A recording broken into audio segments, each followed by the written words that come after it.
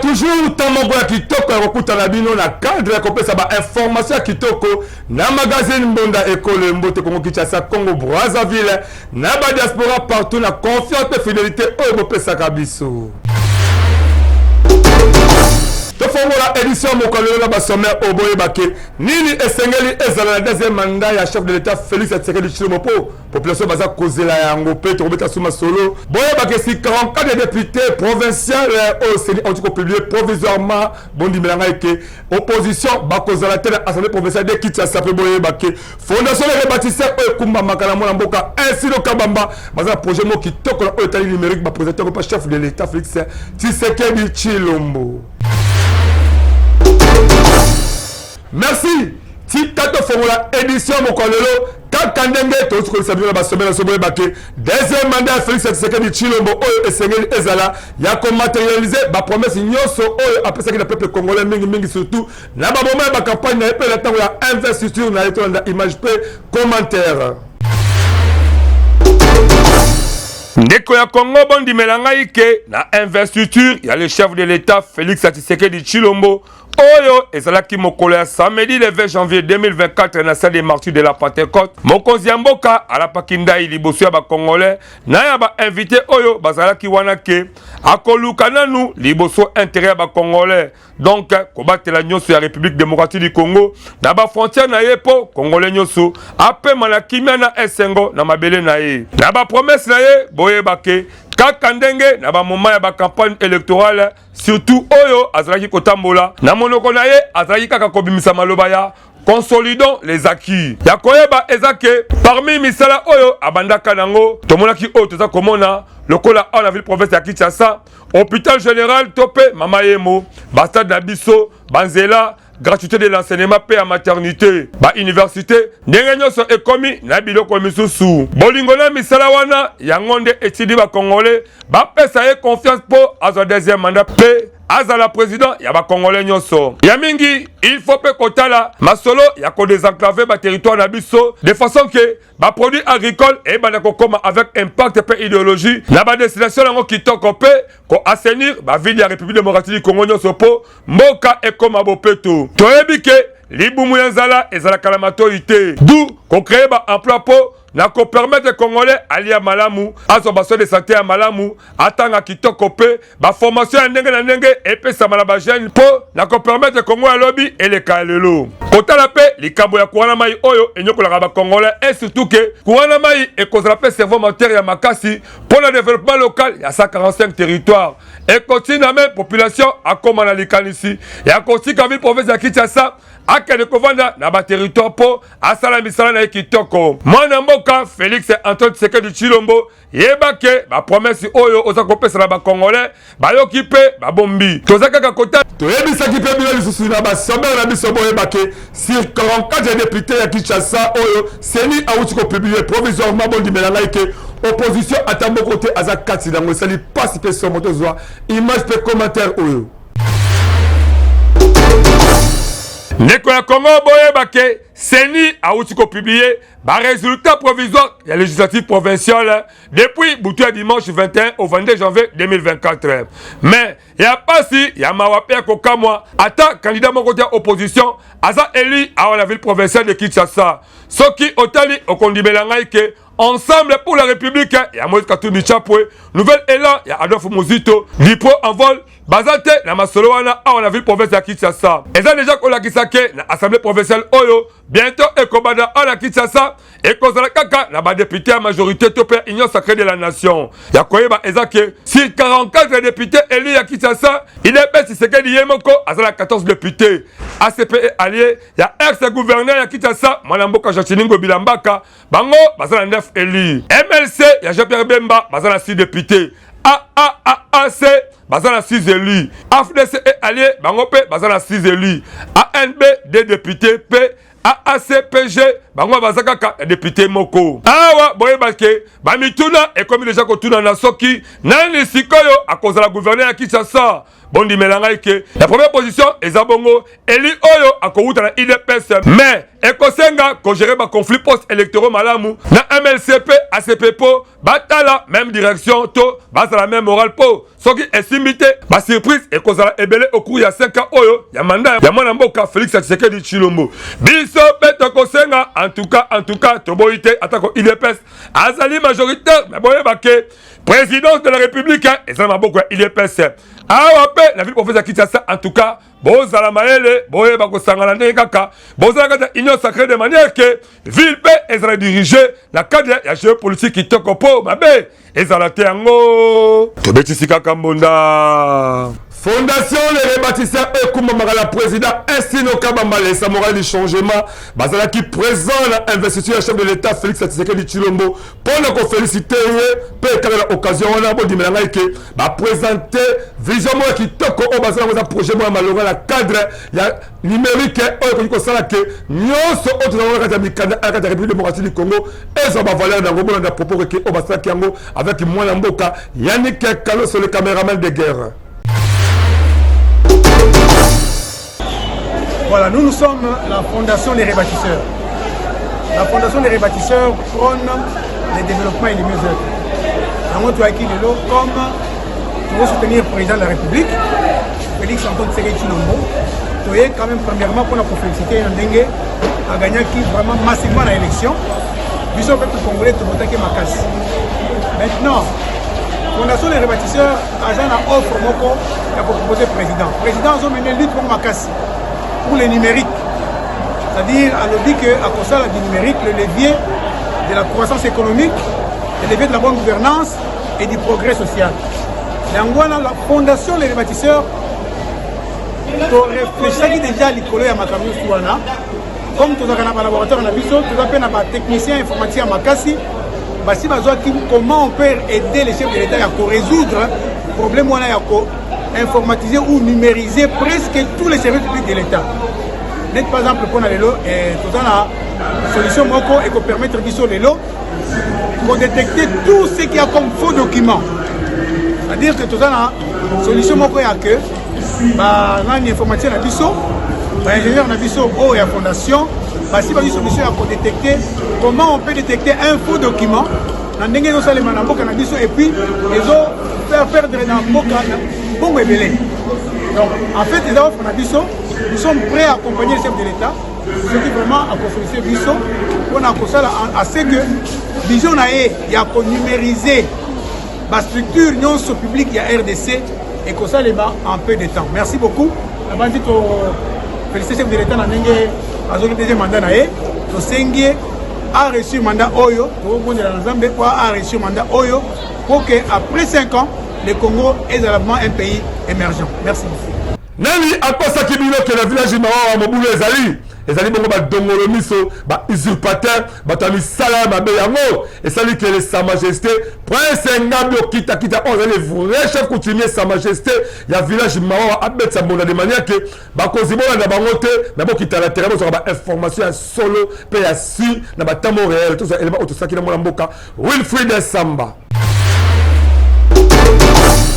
Nekolanga Congo dimelanga ikena masolo oyo etali ba coutume boye bake mingi bazalaka ba kapita mais ba koma lelo ko créer ko luka comme ba conflit mingi na ba matière coutumier boye bake tango ozalaka kapita ozalaka kosala intérim yebake ezalaka nde bokozila yo te mais basimbisaka yango na moment oyo famille basanga na clan na bango depa et pas chef groupement a présenté oyo asengeli azala mokozi en tout cas yo kapita o osaki intérim mi bendela ka soto pe lukande o collaborer kitoko na o famille apoli de manière que yo pe on so moyen ya ko vivre ta lokola oyo ezako leka na village mawa bondi melanga ke depuis mona mboka Prince Ngabio kita les sa majesté à côté village mawa boye ba ke population ba koma na esengo bandi melanga ke ba oyo bazalaka lokola bakapita bakoma lelo kokreye baopposition mpona koluka kopesaka bainformation lokuta ya kokosa ke village bawawa eza na desordre nzoka nde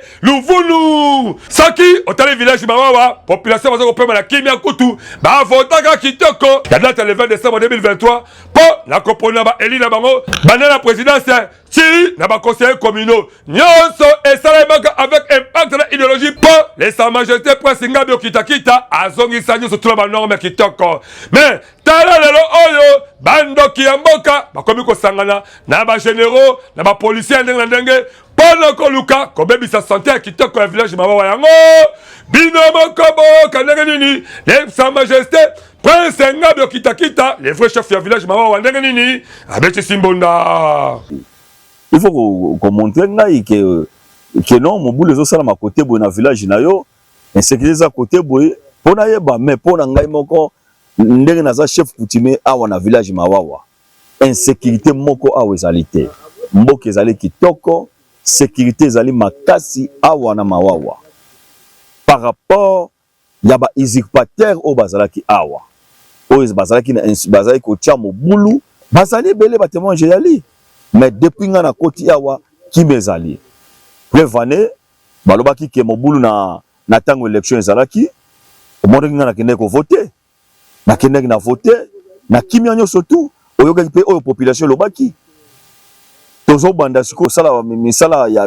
ya stade ya terrain ya bale na ba marché ya ba wenze nyonso tozo banda yango omonaki yo moko ke nyonso tout ki mezali na mawawa sécurité ezali makasi motu moko akosa bino te ke awa désordre ali lokuta wana ezali ba rumeur ya ba usurpateur oyo nde baza kotambusaka basango mabe na kombo na ngai akamwe makasi makambo ezosama na plateau nde bazwa kobwakela ngai ngwawa oyo bazwi ba filme na plateau de bateke oyo ezoleka kuna mobondo nde bazwa kobwakela ngai ngwawa awa tokosenga boyo bake bokonzi eutaka na famille clan bakosangana bakopesa chef du groupement akoyeba ndenge nini akomenako na baautorité ya l'état lokola babourgmestre batambwisa makambo avec impact na idéologie mpo bokonzi etambwisama na kimia mwana mboka o oyebi ke oza usurpateur en tout cas awa na mawawa oza na esika te soki olingi ovivre kitoko mibuka mabolongo depa epo ya mwana mboka lesa majesté prince Ngabio Kitakita akoyamba yo pe akofandisa ata lokola notable de manière que yo pe na libota na yo bo vivre na esengo village mawawa boyeba ke santé nango eza kitoko avec yemoko les grands chefs prince Ngabio Kitakita nyonso kitoko na esengo yango biso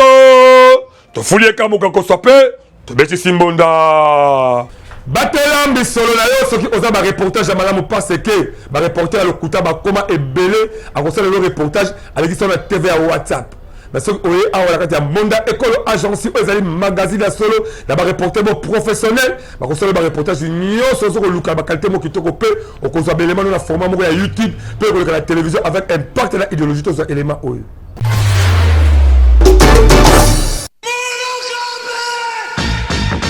Bana Congo Kinshasa, bana Congo Brazzaville, yo mutu olingaka ba activité na yo eyebana na mokili mobimba. Mbonda ekolo agence epesi bino opportunité ya kosalela bino ba reportage ya kafu. Ezala activité politique, socio-culturelle, économique, religion, sport, conférence. Awa na mbonda ekolo agence ezosalema avec professionnalisme pe eza na prix moko très abordable. Esuki wana te endeko na ngai keba na ba reporter ya muyibi oyo bayaka kozwa ba image pe elekaka nango na télévision te kasi awa na mbonda ekolo agence nyonso ya filmage, modération, réalisation, photoshooting ezosalema avec impact na idéologie parce que awa tokanga masolo pena oyo etali image yebake okozwa yango pe ata na format ya YouTube. Olingi oyeba bisika tozali benga biso na plus 243 89 81 81 097 na bandeli lisusu na plus 243 89 81 81 097 na mbonda ekolo agence nyonso ya reportage ezosalema kitoko avec professionnalisme et yokanio. Mosala kitoko FRDC azako sala mikolo kuna mingi na est ya mboka boye bake ba rebelle F23 ba koti de bandade na ba parler na bango ba Rwandais sini bango sikoyo ba ko recruter par force ba jeune kuna la poste frontalière Bunagana pour ba kota mouvement na bango mais ba jeune pe ba boyi kutu ko kima bazamba l'état côté makambo on demande que solution kitoko e mona na kuna toza élément na ba détail nyonso Mona Congo boye bake après ma frappe aérienne ya FRDC oyo abetaki na territoire Masisi kuna na Nord Kivu pour na kopanza ba rebelle ya F23 bondi melanga ike ba F23 ba koti somo pe baza déjà ko sambwa mais selon ba information oyo tozui ya ba source locale mingi ba société civile bondi melanga ike baza ko betisa mbondake bato ya Kigali ba recruter par force plus de 20 jeunes na poste frontalière Bunagana Kutu, basali communiqué moko, ya ko recruter ba jeune, la wezi ya Chengerero, la territoire ya Ruchuru. Donc, bon di melanga ke, plus de 20 jeunes, baza recruter par force. Ba jeune mingi, baza ko kiba, ko contre le mouvement wana ya ba rébellion, pe, baza ko batama na bazamba. Boye bake, tellement population, basi ba comprendre bolingo ya mboka, na force oyo FRDC azalango actuellement, population aza décidé, ya ko travailler na FRDC, po na koluka kimia ekota mais lokola bamboka wana eza occupé na ba rebelle boye bake baza ko sala tout kaka ba jeune bakota mouvement na bango malgré kobo ya population awa esali boye to koseka kaka na bakonzi ya mboka bo double ba effort po na ko libérer bamboka oyo eza na sous occupation ya ba M23 na ba paré na bango ya ba Rwandais po eko permettre que population oyo bazala esengo ya kovanda na bamboka la bango bino moko botala ndenge population bakomi mal à l'aise kolala kala bazamba kaka pona koboya kokota na masolo ya ba M23 FRDC en tout cas osala bénédiction ba peuple congolais nyonso sala mosolo no kitoko po elonga ezala yango biso tobetisika kambunda chef ya village matere la commune sele mwana mboka Koli makeke ale agangeli bato ya misala mabe po aligi kimia eza vraiment na mboka le kaka depuis azo mboka na esile oyo kimia eza ko régner etika pika kabongo kianike na village mantere mobulu ezali ba oyo bazali ko babongo boye bake ezali nde ba usurpateur ba misala mabe oyo bazali bokonzite libota tope clan tope groupement ayebi bango te mingi ezalaka nde ba kapita oyo basaka ba intérim nde lokola bakaka elenga miele etika bona mongongo bakoma leko créer ba bloc de manière que baluka babulisa bokonzi oyo famille apolipo baloka déjà elenga miele bino moko botala awa tozali na village mantere mingi oyo ekumbamaka pas les grands chefs coutumiers, moi n'amboka Koli Makese Alain, en tout cas bon dit belanga que les grands chefs oyo a kokumbela mboka la kitoko avec impact de l'idéologie paix. Population là ba lingi kitoko depuis à Kotapo a zongi sanyo surtout la ordre. Bino moko boyo kanenge nini? Abeti simbonda. Naza kimia na population na ngai vraiment naza kimia. Ba image nyonso ba monter c'est mensonge. Message na ngezali na batu nyonso bazokota likambo tali mantere ndenge yakendake pa na bango lokola mwana nga peneza mwana soki bana mibale bazobunda luka ndenge okabola na sengi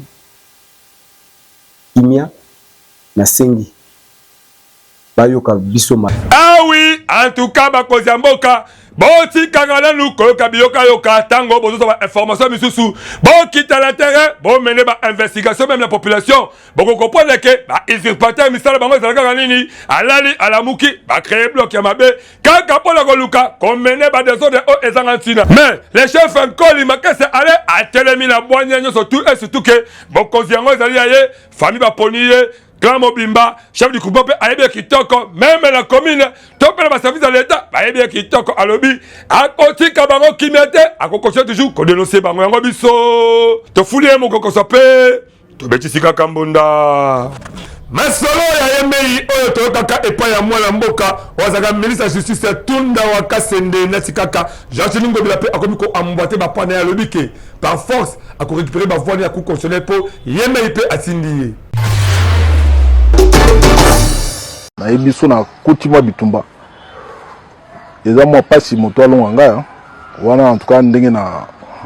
ngana butama moto na ndenge na ye Mone Congo bondi belanga ke oyo toza komona epa ya mwana mboka Jean-Denis Ngobila Mbaka ezako kamwisa population kinoise mobimba boye bake après annulation ya bavoi na ye na ya bakadre misusu ya parti politique na ye Alliance pour le Congo et le peuple ACP na mokuse na ba législative nationale pendenge babukie na gouvernorat ya Kinshasa na fait premier intérêt mwana mboka Peter Kazadi boni melanga ike par force mwana mboka Jatiningo Bilambaka alingi azonga na badroit na ye boye bake sur 82 candidats députés invalidés à Sedi pour la faute de tricherie Jatiningo Bilande aza kotomboka koleka bato nyonso oyebake aza unique gouverneur oyo aboyi kotika libonga na ye kutu ekamwisaki population komona ndenge mwana mboka Ngobila akotaki na hôtel de ville de Kinshasa emobange na escorte policière or esegelaki ajoué na ye mwana mboka Shikoko Mulumba ajoué nde ba intérim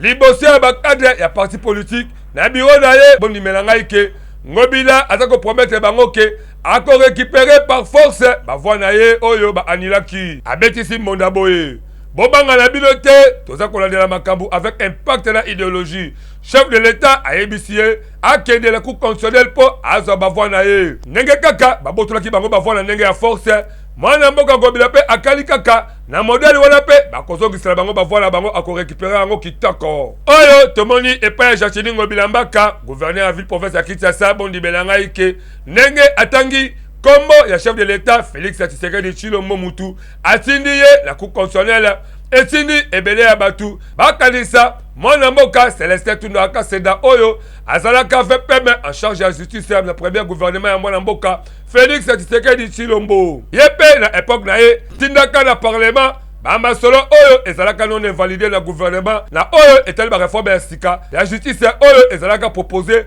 na ba député Oben Minaku na Gary Sakata bato ya FCC na ngonga oyo tension ezalaka entre famille politique ya FCC ya Joseph Kabila Kabange na ya mwana mboka Félix Tshisekedi Tshilombo na ngonga ya coalition oyo toyebaka tellement que après kotambola na ye na ba juge ya ba parquet près la cour de cassation abetisaka mbonda liboso ya bakadi ya PPRD bazala calme eloko moko ekoya te po Yemei alobaka na ye abanga te Yemei wana ezalaka bongo mwana mboka Joseph Kabila Kabange po bazalaka kozwa ye lokola autorité suprême ya mboka mais na suka ya masolo mutu nyonso ayebi bien ke Yemei alongaka na ye te koprotege ndeko Tunda Akasende kutu asalaka démission ya sodi pe ya mawa na mikolo oyo elekaka awa pe bondimela ngai ke toza komona histoire yango ezongi epai ya mwana mboka Jatiningo Bilambaka po toza kotala soki ako récupérer bavoi na ye na force ndenge kaka alobi la cour constitutionnelle et surtout que la tour na ye eza pe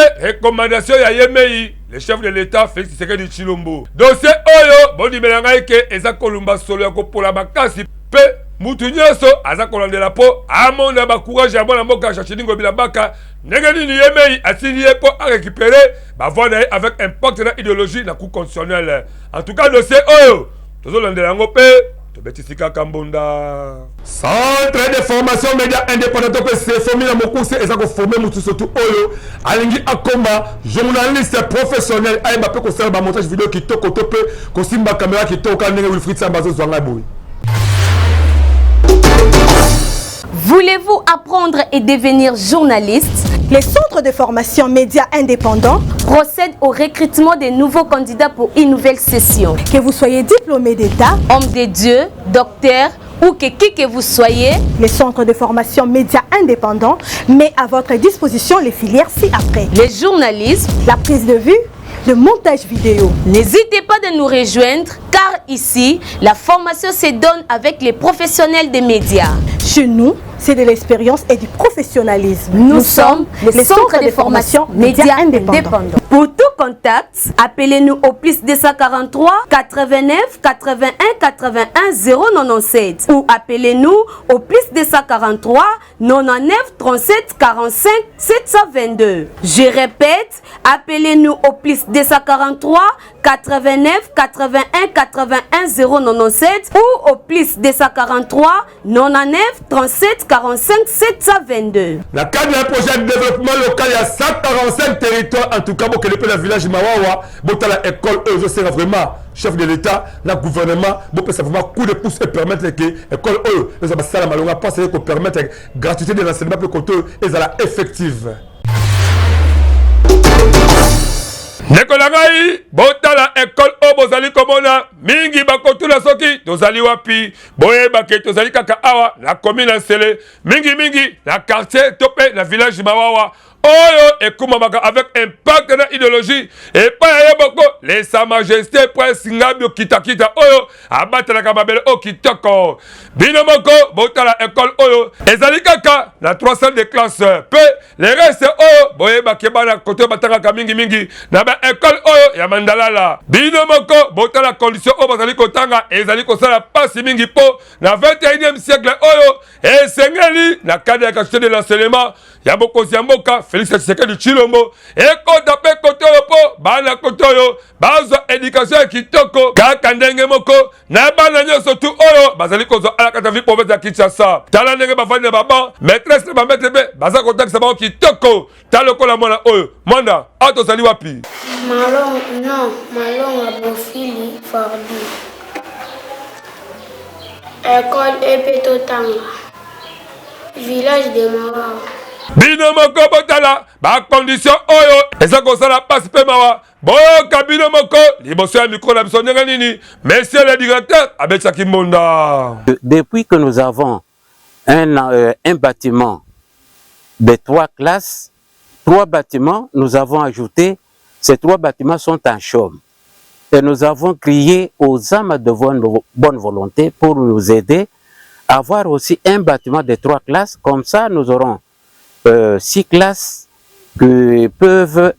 fonctionner tous les avant-midi. Awa tokosenga kaka ya ba construction o ezala cadre ya développement local ya 145 territoires batonga pe ba école tope boko bakisa basa de classe koto de manière que population OP ba bénéficier ngo kitoko avec impact na idéologie et ko permettre que ba na nyoso tu côté oyo ba kotanga kelasi kitoko po éducation de yango Kongo ya lobi yango biso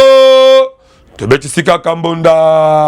caricature ya mokolo lelo le VGC Jemba koko tiri elongola igri de mateta nini bo proposer biso ndeko na ngai boyebake na misala bapaster kaka ndenge tolakisaki bino auta kosala bapriere baévocation mpo ndeko akufaki alamuka kutu ekamwisaki lepesi bikendo akende kotuna vesiri mpe vesiri alobaki tozala calme totala yango nanu ndenge ekozala ebongo lelo esuki ndenge nini. Hey, ekosuka boni cercueil ebouge tout la musi ya zaza na moto nyonso talela na mosika ndeko sabino te moto la moto tout la mwisi akomosi beleka de loin ayeba ndenge nini cercueil ebouge nini eza kuna me boyebake baya pe bazangaka te balingeli yango bulu babinono biso tu tokopusala kuna kaka ndenge masolo ezokoba baya tokoma nanu kuna tobanga te po cercueil ebouge futo yebela yango nanu banako bakani vraiment ke bamoni cercueil ebouge moto azobima te bakoma kuna bayeba vraiment nini ezolekana bayaya bapusani bafongola cercueil boye me ndeko azaleka ya okufa affaire eza te oh bayaya ezali banimero wapi pasta ngo nakosa bino te tellement baverifie ndeko akufi te bakamwe invocation lekibisaki bango tula mwisi ya zaza baverifie balobi ke